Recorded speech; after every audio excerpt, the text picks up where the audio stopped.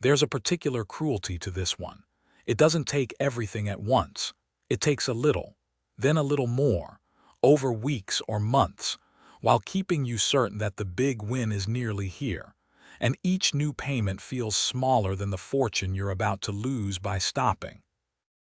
If you're currently waiting on a prize that keeps needing one more thing, this chapter is for you, and there is no judgment in it. Here's the truth. You never have to pay to receive a prize, not taxes, not customs, not insurance, not a processing or delivery fee. If money must go out before the prize comes in, there is no prize. That is true 100% of the time. Hold that one sentence and the whole thing collapses. It doesn't matter how official the paperwork looks, how much the caller knows about you, or how many months you've been waiting. Any payment required to release winnings means the winnings do not exist. By law, legitimate sweepstakes must be free to enter. You cannot be required to pay or buy anything to enter or to win. Real prizes may have tax obligations, but you settle those with the IRS on your own return. Afterward, nobody collects them from you in advance.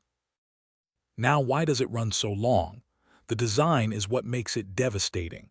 The prize is enormous, often hundreds of thousands or millions, so every fee looks trivial by comparison, and they arrive in sequence.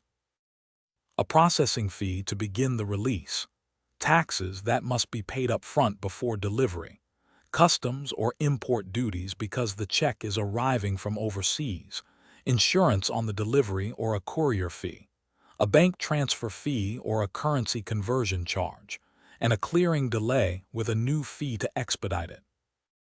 Each step comes with an apology and a promise that this really is the last one.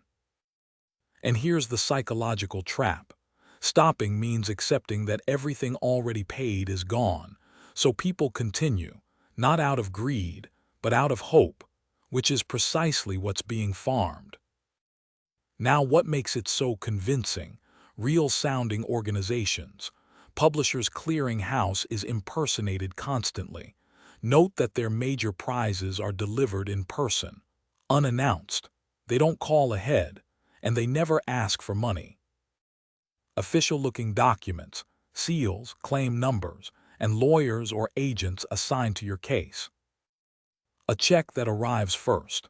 They send a real-looking check to cover the fees. You deposit it and wire the fee back, and the check bounces 2 weeks later. They know things about you, purchased lists, or details you provided earlier. In a relationship, after months of calls, the agent feels like a friend. Who's on your side against the bureaucracy? Now this matters. The reload. People who pay once are put on lists and targeted again, sometimes by the same crew under a new name, sometimes by a recovery service offering to get the lost money back for a fee. If you've been through this, expect follow-up approaches, and treat every one of them as part of the same fraud. So here's what to do. Stop paying immediately, not after one more fee. Now there is no prize. Hold the rule. Any payment required to receive winnings proves the winnings aren't real. Never deposit a check and send money back. It will bounce, and the loss is yours. Stop all contact. Don't negotiate. Don't ask for proof.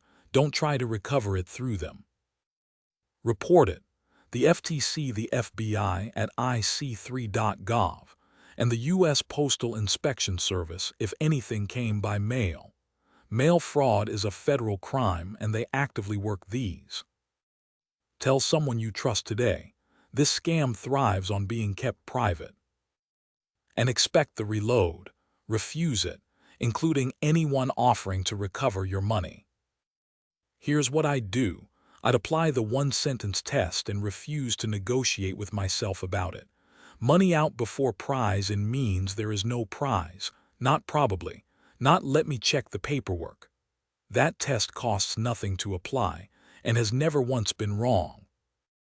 And if I were already several payments in, I'd force myself past the hardest part, which isn't recognizing the scam. It's accepting the money already gone. I'd remind myself that the payments already made are not an investment I can protect by making more.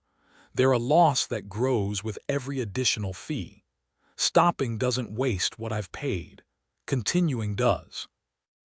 Then I'd tell a family member the same day, because a scam this long-running survives on silence, and saying it out loud to someone who loves me is what would end it for good.